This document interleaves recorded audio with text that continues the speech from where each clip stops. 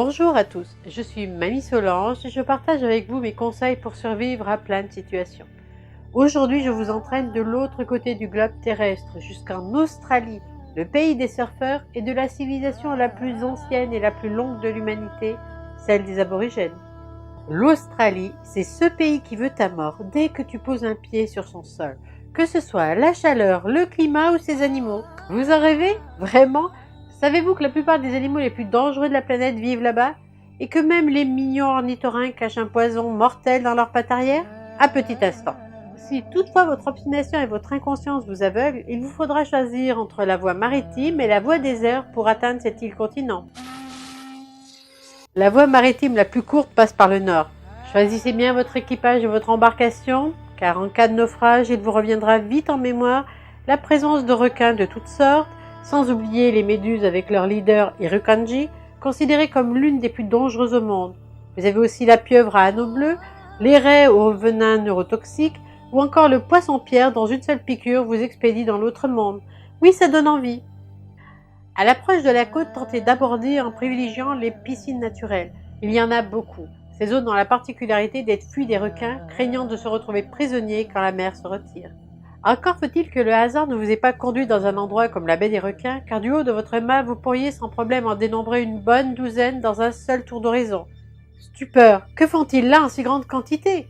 Que cherchent-ils donc à tourner ainsi tous en rond? La chasse aux Pokémon austral? Non, je plaisante, ils vous attendaient.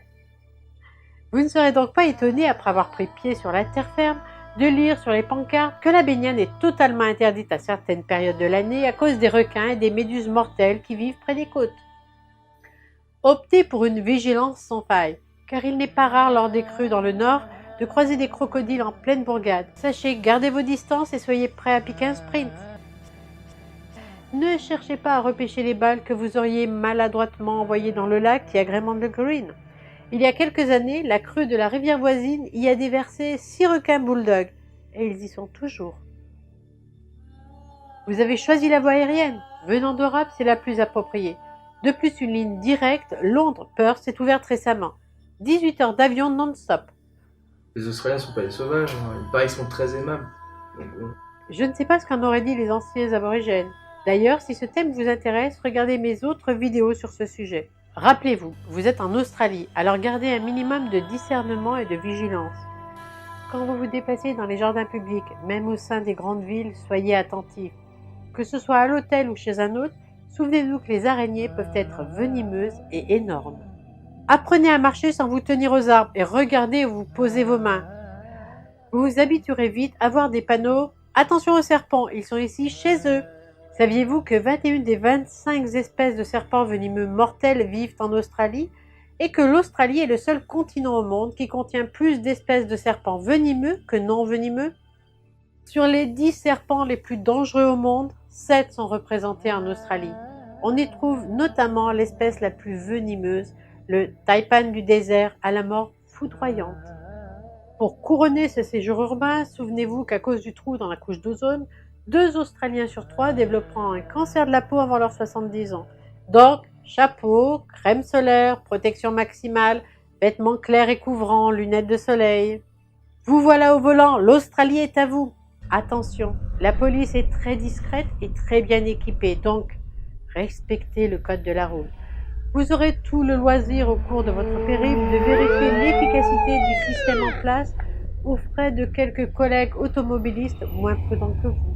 Inutile de vous informer que la route est longue, toujours plus longue que ce que vous pensez. La superficie des États-Unis hors Alaska rentre dans la carte de l'Australie. Vous le saviez bien sûr. Vous êtes sûr de vous et en plus vous avez un GPS fourni par l'agence de location? Saviez-vous aussi qu'on peut rouler pendant des heures sans croiser un seul véhicule? Besoin de faire le plein d'essence? Ne vous fiez pas à la simple indication d'une ville sur votre GPS. Ici, une maison isolée peut être considérée comme une ville. Et bien sûr, vous n'y trouverez pas de station-service. En bon français, vous pensiez vous gaver de fruits et légumes une fois à distance des métropoles? Eh bien non. Plus on s'en éloigne, plus le prix des fruits et légumes et leur rareté augmente. On ne vous y reprendra pas à 2 fois. À la prochaine grande ville, vous ferez le plein de nourriture.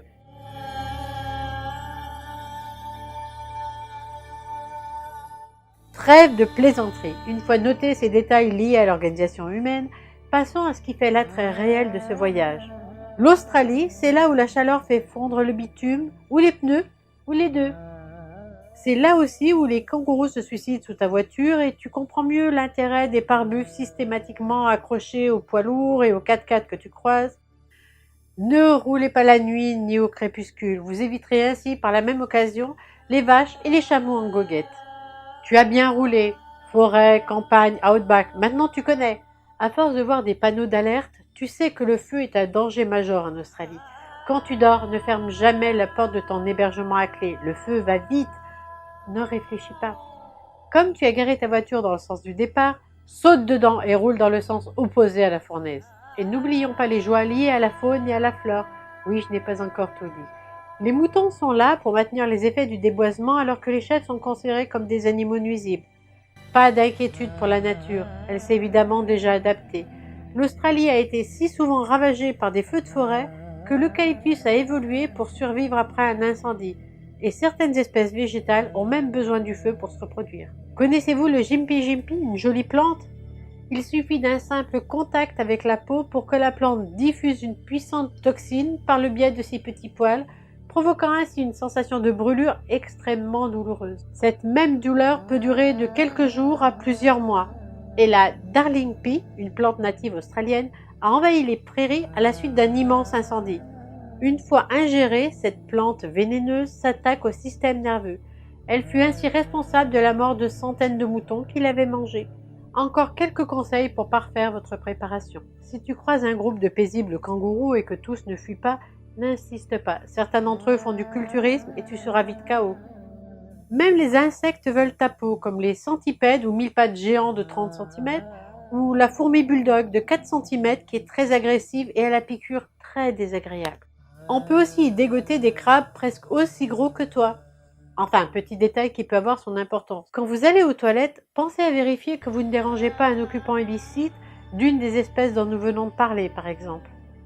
Le plus radical serait de ne jamais y aller ou de vous contenter de survoler le continent. Mais ne pas y aller, c'est se priver de ces paysages magnifiques, de ces merveilles. Certes, peut-être l'assurance d'être encore vivant à la fin de ses vacances, mais il faut bien mourir de quelque chose, alors allez découvrir l'Australie. Et sur ces magnifiques images, je vous dis à bientôt pour une nouvelle vidéo sur un sujet ou un autre. Abonnez-vous si vous le souhaitez et profitez-en pour regarder d'autres vidéos comme celle-ci ou celle-là.